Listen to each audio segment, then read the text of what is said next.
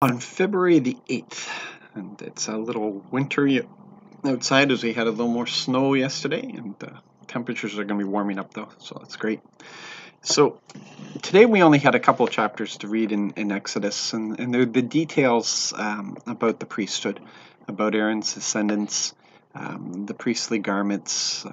All of those have deeper meaning and understanding, all the gem sets and what they represented, and I've heard some great studies on those sort of things, but as it progresses my salvation, not much. It's great knowledge to have, but in my everyday service of the Lord, it doesn't really play a part. However, knowing His desire does play a huge part in how I see the world and everything that's going on. And when you realize that his original design was for Israel to be a nation of priests, and then you read how it was reduced down to Aaron and his descendants. It was supposed to be the entire nation. And as you're reading those details, and then you realize that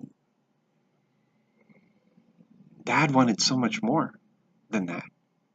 He wanted every person in Israel to be as a priest to represent him to the nations, and it didn't work because the people didn't want that intimacy. And so what we find if we don't dwell on that too much, but we go to the New Testament, the New Covenant, and what Jesus has established, it's clear that we were called into a royal priesthood. The entire church is supposed to be the royal priesthood, and once again, the entire church is supposed to represent God to the nations. That we are indwelt by Him in a way that Aaron never was, and we have the power of God flowing through us. And although it might be easier for us to stick to words and to have debates, because it takes real surrender, it takes real intimacy to allow the power of God to flow through us. It's learning surrender. It's learning that it's not dependent on us except for our surrender for God to be able to work through us to reveal Himself to the nations.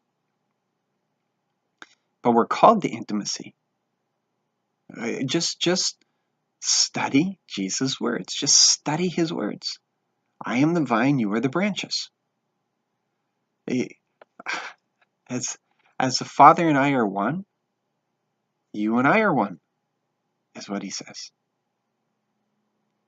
He says, obey what I've commanded, and Dad will be pleased with you, and He and I will come and we will make our home in you. There's such an intimacy that we've been called into. But it's so much easier, and has always been easier, that there are people of power who want the power, and then there are lazy people in the church who want them to have the power because they can do all the work, and that's okay. They can tell me just what to do, and I'll do what they tell me to do, which is exactly what the people said to Moses. Hey, we're afraid of Yahweh. We are afraid of Yahweh. We want nothing to do with this. So we're content, Moses, if he wants to talk to you and you want to talk to him, and then you can just turn around and tell us what to do, and we'll be fine with that. And that was the end of the nation of priests.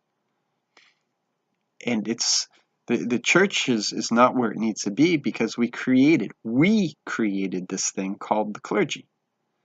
Ephesians 4 is not about the establishment of the clergy. When it talks about the apostles and the prophets and the evangelists and the pastors and the teachers, that is not the establishment. These are just the ones in the body who have been set aside as trainers.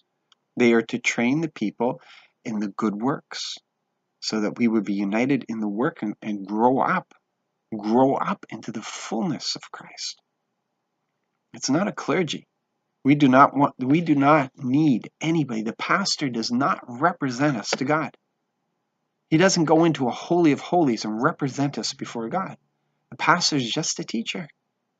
He's just a teacher. He's one who's anointed and given direction and such. He's a leader in the body of Christ. But he's not our priest. The apostle is not our priest. We have direct access to that. Jesus Christ is the only mediator that we have. He is the high priest. And we are priests. We are part of the royal priesthood under him. So don't back off. Don't give up the intimacy that you were called to just simply because it seems to be easier that way. And it is easier that way. But you don't get to fulfill your calling. And we certainly don't get to fulfill God's purposes by going that easy route. He wants us to draw into him as he draws into us.